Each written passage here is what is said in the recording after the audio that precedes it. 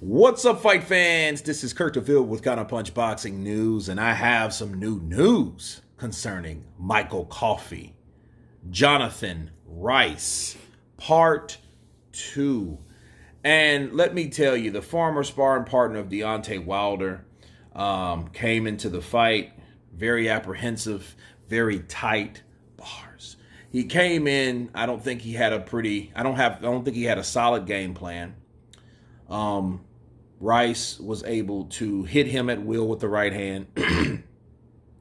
He had some success, though, Coffie, in the first beginning of the rounds. He was switching to southpaw, in and out, trying to figure out Rice. Rice was more agile, more fluid, quicker, more experience, and he could not miss Micheal Coffie with that right hand. He kept nailing Coffie with that right hand again and again and again. And it was clear by round 6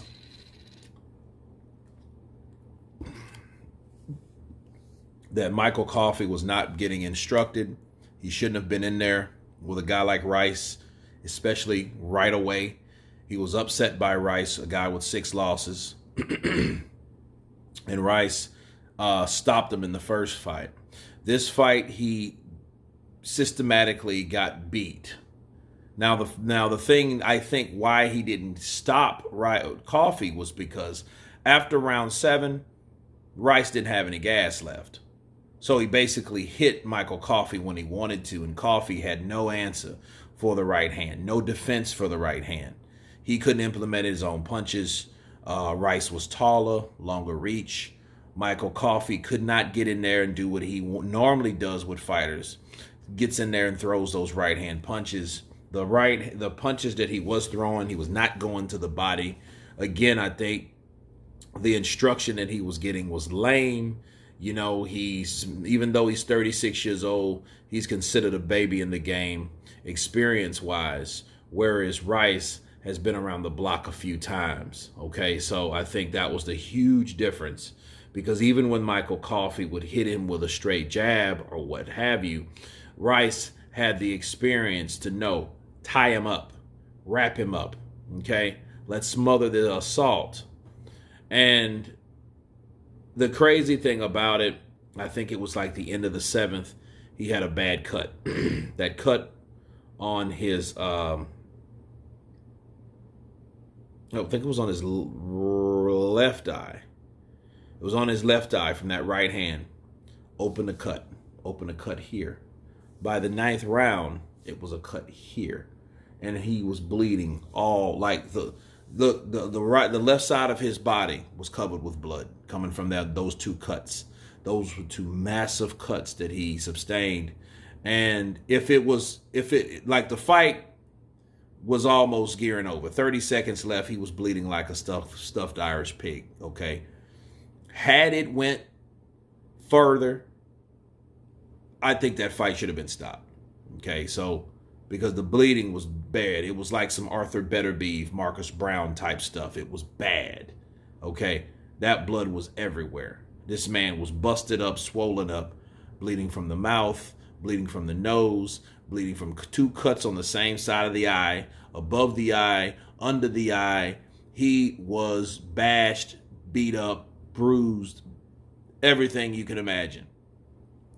And Micheal Coffie needs new trainers. He needs someone, if he's going to continue this sport, he needs someone that can work with him as far as defense.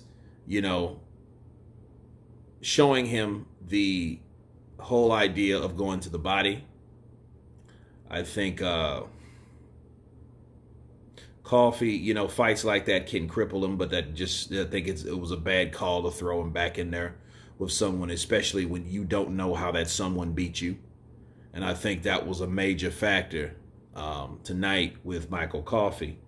And I feel bad for him because you're only as good as the people that train you, And I think based on what we saw, nobody was telling him to weave the right hand, and then counter to the body. Rice's head movement was off the chain. He had his arms down, and he hit Michael Coffie at will. It was almost frustrating to see because you've seen one guy doing the same thing over and over and over again, and Michael Coffie just took it, and continued to get busted up. Then you're thinking, what the hell does this guy got a corner at all for, if he even had one? Because nobody was telling him shit over there. He was getting hit with too many right hands for them to tell him, hey, keep your guard up, or, counter the right hand. So that also shows you no one taught him how to do that. So at least if you go in with a fighter that beat you previous, have a game plan for that fighter. You know what I'm saying? But anyway, Michael Coffie, I feel bad for him. He needs new guidance. He needs new trainers. And I don't know if he will be able to get that at this point of his career due to his age, but hopefully so. You guys tell me what you think of Rice beating Coffie for the second time. Of course, please subscribe. And you guys been Counterpunch. Peace.